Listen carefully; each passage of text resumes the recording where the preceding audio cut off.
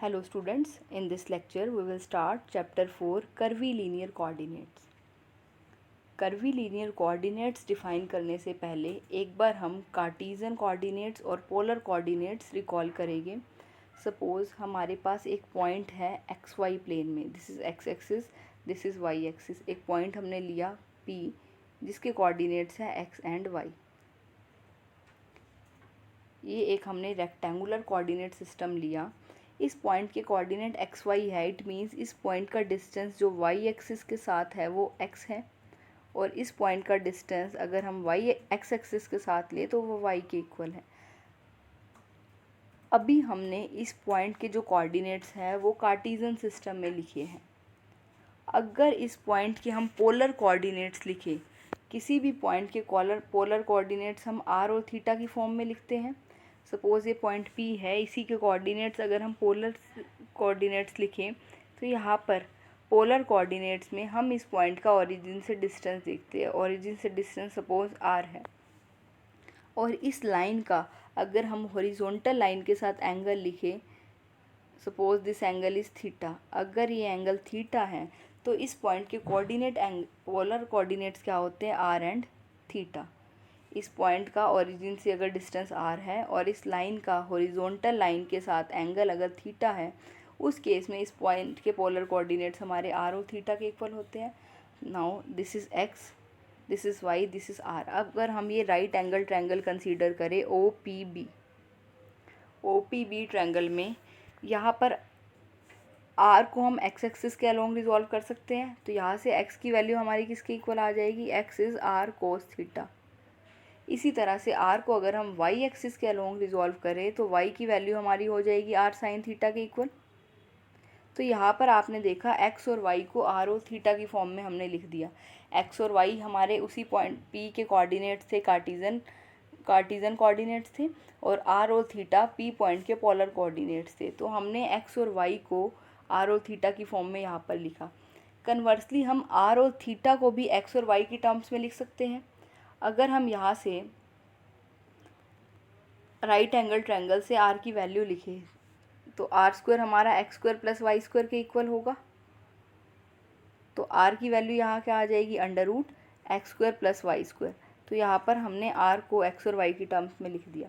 इसी तरह से थीटा को भी हम x और y की टर्म्स में लिख सकते हैं. Again in right angle triangle OPB we can write tangent theta equals to y by x. Tangent theta is perpendicular y base, तो थीटा की वैल्यू यहाँ से क्या आ जाएगी, tan inverse y by x. So अगर किसी पॉइंट को हमने पहले कार्टीज़न कोऑर्डिनेट सिस्टम में लिखा, देन उस पॉइंट के हमने पोलर कोऑर्डिनेट्स लिखे, तो हम x और y को r और थीटा की फॉर्म में भी लिख सकते हैं, और r और थीटा को भी x और y की फॉर्म में लिख सकते हैं. मीन्स कोऑर्डिनेट्स जो है हम उनकी ट्रांसफॉर्मेशन कर सकते हैं. मीन्स अगर आप x और y को r और थीटा की फॉर्म में लिख रहे हो तो r और थीटा को भी हम x और y की फॉर्म में लिख सकते हैं. अब हम एक पॉइंट कंसीडर करेंगे स्पेस में. ये तो आपने ऑलरेडी स्टडी कर रखा था, जो अभी हमने डिस्कस किया. अब हमने एक पॉइंट लिया स्पेस में जिसके कोऑर्डिनेट्स लिए x, y, z. ये पॉइंट हमने जिसके कोऑर्डिनेट्स x, y, z लिए है, ये हमने कार्टीज़न कोऑर्डिनेट सिस्टम में लिखी है इस पॉइंट के कोऑर्डिनेट. अगर हम इस पॉइंट के corresponding u v w 3 functions find out कर सके, और ये फंक्शंस कैसे होने चाहिए, कंटिन्यूसली डिफरेंशिएबल फंक्शंस. मीन्स जो इनके डेरिवेटिव है वो कॉन्टिन्यूस होने चाहिए. हमें एक पॉइंट गिवन था, हम 3 फंक्शंस u v w यहाँ पर डिटरमिन करेंगे. अगर u v w वो 3 फंक्शन कुछ कंडीशन को सेटिस्फाई कर जाए, उस केस में हम u v w को x, y, z के कर्वीलिनियर कोऑर्डिनेट्स कहेंगे. ये हमारे कार्टीज़न कोऑर्डिनेट्स में गिवन है, ये कार्टीज़न कोऑर्डिनेट्स गिवन है x, y, z. अब हम u v w सर्च करेंगे कि वो अगर कुछ कंडीशन सेटिस्फाई कर रहे हैं, उस केस में हम इनको कर्वीलिनियर कोऑर्डिनेट्स कहेंगे. तो कंडीशंस क्या हैं कि सबसे पहले तो आप x, y, z को u v w की टर्म्स में लिख पाए, और u v w को भी x, y, z की टर्म्स में लिख सके. जैसे अभी हमने डिस्कस किया, यहाँ पर हमने एक्स और वाई को आर और थीटा का फंक्शन लिखा और आर और थीटा को भी एक्स और वाई की टर्म्स में लिखा। इसी तरह से हम एक्स वाई जेड को यू वी डब्ल्यू का फंक्शन लिख सकें और यू वी डब्ल्यू को भी एक्स वाई जेड का फंक्शन लिख सकें। और ये जो फंक्शंस है ये हमारे सिंगल वैल्यूड फंक्शन होने चाहिए।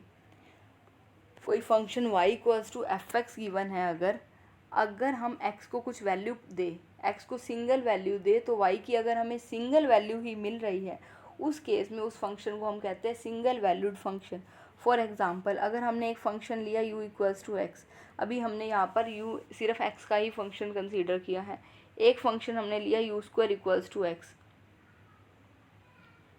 यहाँ पर भी u हमारा x का फंक्शन है, डिपेंड कर रहा है। अब यहाँ अगर आप x को कुछ वैल्यू पुट करोगे तो u की वैल्यू आएगी, इसी तरह यहाँ पर x को कुछ वैल्यू दोगे तो u की वैल्यू आएगी। बट यहाँ पर जब आप x को वैल्यू सिंगल वैल्यू दे रहे हो तो u की सिंगल वैल्यू ही आएगी। बट यहाँ पर अगर आप x को सिंगल वैल्यू दे रहे हो तो u की यहाँ पर एक से ज़्यादा वैल्यू आ सकती है। सपोज़ हमने x को यहाँ 4 पुट किया, अगर फर्स्ट फंक्शन में पुट किया तो u की वैल्यू हमारी 4 आ गई। बट अगर सेकंड फंक्शन में पुट किया तो यू स्क्वायर इक्वल्स टू 4 आ गया, तो u की वैल्यू यहाँ से आ गई +-2। तो यहाँ पर हमने x को तो सिंगल वैल्यू दी थी बट यहाँ पर u की हमें 2 वैल्यूज़ मिली। इस तरह के फंक्शन को हम कहते हैं मल्टी वैल्यूड फंक्शन और इस तरह के फंक्शन को हम कहते हैं सिंगल वैल्यूड फंक्शन। मीन्स ये जो फंक्शन है एक्स वाई जेड, एक्स हमारा यू वी डब्ल्यू का फंक्शन है और यू वी डब्ल्यू हमारे एक्स वाई जेड के फंक्शन है। ये फंक्शंस जो है हमारे सिंगल वैल्यूड फंक्शन होने चाहिए। नेक्स्ट इज जो ये फंक्शन है इनके कंटिन्यूस डेरिवेटिव होने चाहिए, हम ऑलरेडी डिस्कस कर चुके हैं। जो यू वी डब्ल्यू हम 3 फंक्शन सर्च कर रहे हैं, फाइंड आउट कर रहे हैं, डिटरमिन कर रहे हैं, वो हमारे कैसे होने चाहिए, कंटिन्यूसली डिफरेंशिएबल। मीन्स उनके डेरिवेटिव्स जो है वो कंटिन्यूस होने चाहिए। इसके साथ एक और कंडीशन है कि there should be 1-to-1 correspondence between 1 and 2। Means अगर आपके पास कोई पॉइंट है स्पेस में एक्स वाई जेड, उस पॉइंट को आपने यहाँ पुट किया तो आपको यू वी डब्ल्यू यूनिकली डिटरमिन होना चाहिए। मीन्स यू वी डब्ल्यू की सिंगल वैल्यू फाइंड आउट होनी चाहिए। आपके पास एक्स वाई जेड था, एक्स वाई जेड को आपने यहाँ पुट कर दिया, u v W function given हो गया आपको एक्स वाई जेड के। जब आप यहाँ पुट करोगे तो आपको यू वी डब्ल्यू की भी सिंगल वैल्यू मिलनी चाहिए, मीन्स यूनिक वैल्यू मिलनी चाहिए। और अगर आपके पास यू वी डब्ल्यू है, यू वी डब्ल्यू नोन है, तो यहाँ पुट करो अगर आप, तो आपको एक्स वाई जेड की भी सिंगल वैल्यू मिलनी चाहिए। मीन्स एक पॉइंट अगर आपके पास एक्स वाई जेड है उसके कॉरेस्पॉन्डिंग आपको एक he tried you v W मिलना चाहिए। और अगर आपके पास एक ट्राइड यू वी डब्ल्यू है तो उसके कॉरेस्पॉन्डिंग एक ही पॉइंट आपको मिलना चाहिए स्पेस में एक्स वाई जेड। मीन्स ऐसा नहीं है आपने एक एक्स वाई जेड की वैल्यू पुट करी तो आपके यू वी डब्ल्यू जो है वो यूनिकली डिटरमिन नहीं हो रहे, एक से ज़्यादा ट्राइड आपको मिल रही है, ऐसा नहीं होना चाहिए। इसी तरह से अगर आपके पास यू वी डब्ल्यू है, आपने यहाँ पुट किया तो एक्स वाई जेड की भी सिंगल यूनिक वैल्यू आनी चाहिए, एक से ज़्यादा वैल्यू नहीं आनी चाहिए। उसको हम कहते हैं there should be 1-to-1 correspondence between 1 and 2, that is unique relation between x y z and u v डब्ल्यू, ये होना चाहिए।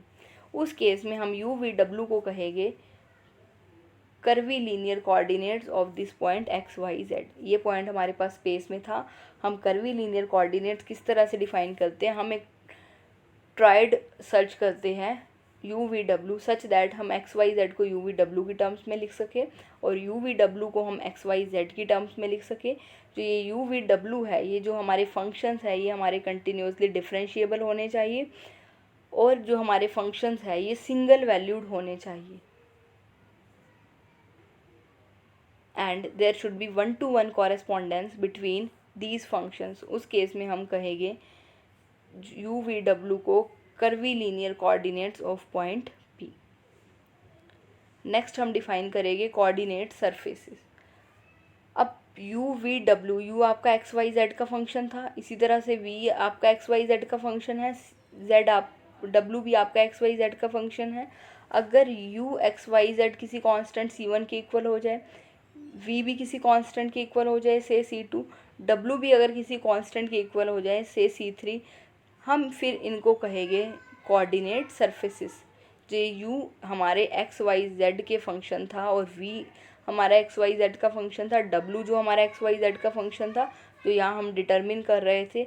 अगर वो किसी कॉन्स्टेंट्स के इक्वल हो जाए, suppose u equals to C1, v equals to C2, w equals to C3, उस केस में हमें 3 सरफेसेस मिलेगी। उन सरफेसेस को हम कहते हैं कोऑर्डिनेट सरफेसेस।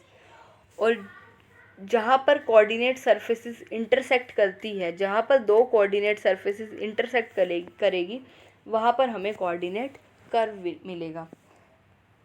एग्जाम्पल के लिए सपोज़ ये हमने एक्स एक्सिस, वाई एक्सिस और जेड एक्सिस ली।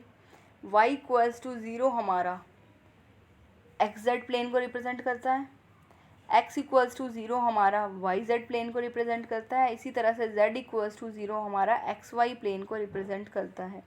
देखो y equals to 0 x z plane, ये आपका एक्स जेड प्लेन है, ये एक्स जेड प्लेन है। इसी तरह से x इक्वल्स टू 0 किसको रिप्रेजेंट करता है, वाई जेड प्लेन को, ये एक वाई जेड प्लेन है। अब इन 2 प्लेन्स का अगर हम इंटरसेक्शन देखें, वैसे भी हम ऑलरेडी स्टडी कर चुके हैं सॉलिड ज्योमेट्री में, 2 प्लेन्स इंटरसेक्ट करते हैं तो एक लाइन मिलती है हमें। अब ये 2 प्लेन हैं, एक प्लेन वाई जेड प्लेन है और एक प्लेन एक्स जेड प्लेन है। अगर हम इनका इंटरसेक्शन फाइंड आउट करें तो इनका इंटरसेक्शन एक लाइन आएगी और वो लाइन क्या आएगी, जेड एक्सिस आएगी। इसी तरह से अगर हम वाई जेड प्लेन और एक्स वाई प्लेन, इन दोनों प्लेन का, एक वाई जेड प्लेन और एक्स वाई प्लेन, इनका इंटरसेक्शन फाइंड आउट करें तो इनका इंटरसेक्शन एक लाइन आएगी, this line is why axis आएगी। इसी तरह से ये कर्व है। अब आपके पास क्या है, देखो यहाँ पर y इक्वल्स टू कॉन्स्टेंट है और ये कॉन्स्टेंट इन पर्टिकुलर 0 ही है, x इक्वल्स टू कॉन्स्टेंट है और वो कॉन्स्टेंट भी क्या है, 0 ही है। ये आपके पास एक प्लेन है, ये भी आपके पास एक प्लेन है, x equals to 0 y z plane है, y equals to 0 x z plane है। ये प्लेन्स है और आपने देखा इनका इंटरसेक्शन एक लाइन बनता है। अब हमारे पास ये सरफेसिस है। अब u को हमने कांस्टेंट ले लिया, अब ये कांस्टेंट 0 भी हो सकता है, जैसे यहाँ पर तो हमारा कांस्टेंट क्या था, 0 के इक्वल था। ये कांस्टेंट हमारा 0 भी हो सकता है या कुछ और वैल्यू भी ले सकता है, u equals to C1, v equals to C2, w equals to C3। यहाँ पर जो हमें मिलेगी, इनसे कोऑर्डिनेट सरफेसिस मिलेगी। यहाँ पर हमें क्या मिलता है, अगर सपोज y इक्वल्स टू 2 हो जाता, या x इक्वल्स टू 3 हो जाता, या z इक्वल्स टू 4 हो गया, यहाँ पर ये हमें क्या मिलेंगे, प्लेन मिलेंगे। y इक्वल टू 2 प्लेन मिलेगा, x equal to 3 plane, z equal to 4 plane, यहाँ प्लेन मिलते हैं। यहाँ पर जो हमें u v w को हमने कांस्टेंट के इक्वल लिखा, यहाँ पर हमें ये सरफेसेस मिलेगी। और अगर हम इन सरफेसेस का इंटरसेक्शन फाइंड आउट करें, जैसे आपने यहाँ पर y इक्वल्स टू 0 और x इक्वल्स टू 0, इन 2 प्लेन्स का इंटरसेक्शन फाइंड आउट किया तो आपको एक लाइन मिली और वो लाइन क्या थी, z एक्सिस। प्लेन्स आपने लिए y equal to 0 and x equals to 0, जो इंटरसेक्शन मिला वो एक लाइन मिली, z एक्सिस। इसी तरह से यहाँ पर भी अगर हम इनका इंटरसेक्शन ले, u equals to C1, v equals to C2, ये 2 कोऑर्डिनेट सरफेसिस है, इनका इंटरसेक्शन लेंगे तो हमें एक कोऑर्डिनेट कर्व मिलेगा। स्ट्रेट लाइन नहीं मिलेगी, यहाँ पर आपको कर्व मिलेगा, क्योंकि ये प्लेन नहीं है। कार्टीजन कोऑर्डिनेट सिस्टम में तो यहाँ पर आपको प्लेन मिलते थे, तो प्लेन का इंटरसेक्शन लाइन होता था। यहाँ पर ये क्या है, सरफेसिस है, सरफेसिस का इंटरसेक्शन क्या होगा, कर्व होगा। अगर आपका एक प्लेन u इक्वल टू सी, एक surface u equal to C1 है, एक surface v equal to C2 है, अगर आप इनका इंटरसेक्शन फाइंड आउट करो, इंटरसेक्शन से हमें एक कर्व मिलेगा और जो कर्व मिलेगा वो W कर्व मिलेगा। जैसे x equal to y equal to 0 plane लिया, x इक्वल टू 0 प्लेन लिया, तो जो आपको इंटरसेक्शन मिला वो z एक्सिस मिला।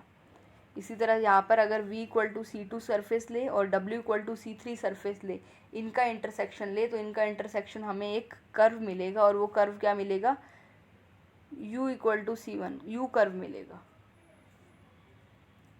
u कर्व मिलेगा। अगर हम इसको देखें, ये हमारा पॉइंट था। अब यहाँ पर ये हमारी सरफेसिस थी, ये हमारी सरफेसिस है, u equal to C1, v equal to C2, w equal to C3। ये जो u naught, v naught, w naught है हमारे, ये हमारी सरफेसिस है। देखो ये u equals to u naught हमारा क्या है, ये एक सरफेस है, that is u x y z equals to u naught, कि u की वैल्यू कांस्टेंट है और वो कांस्टेंट हमने u नॉट ले लिया। जैसे अब अभी हमने यहाँ डिफाइन किया है u की वैल्यू क्या है c1, मीन्स अगर हम c1 को u0 ले लें, c2 को v0 ले लें, जस्ट नोटेशन है, c3 को w0 ले लें, उस केस में जो हमारी सरफेसेस हैं हमने वहाँ पर u0 v0 w0 की टर्म्स में रिप्रेजेंट करी है। ये हमारी सरफेसेस है u equals to u0, u equal to c1, ये v इक्वल टू c2 और ये हमारी w इक्वल्स टू c2। ये हमारी कोऑर्डिनेट सरफेसेस है। जब u इक्वल टू c1 और w इक्वल टू c3 का इंटरसेक्शन लोगे तो आपको क्या कर्व मिलेगा, v कर्व मिलेगा। जैसे आप x इक्वल टू 0 और y इक्वल टू 0 प्लेन का इंटरसेक्शन ले रहे थे तो आपको z एक्सिस मिल रही थी। इसी तरह से ये आपकी u इक्वल टू u0 और c1 इक्वल ही है, w0 और c3 इक्वल ही है और v0 और c2 इक्वल ही है। जब आप इंटरसेक्शन लोगे, सपोज़ हमने यहाँ u इक्वल टू c1 और w equal to c3 curve surface का इंटरसेक्शन लिया तो आपको जो कर्व मिलेगी वो v कर्व मिलेगी। ऐसे ही जब आप v और w सरफेसेस का इंटरसेक्शन लोगे, वो इंटरसेक्शन आपको u कर्व मिलेगी, और जब आप v और u कर्व का सरफेस का इंटरसेक्शन लोगे तो आपको w कर्व मिलेगी। इंटरसेक्शन यहाँ पर कर्व्स आ रही है, वहाँ पर ये इंटरसेक्शन लाइन थी।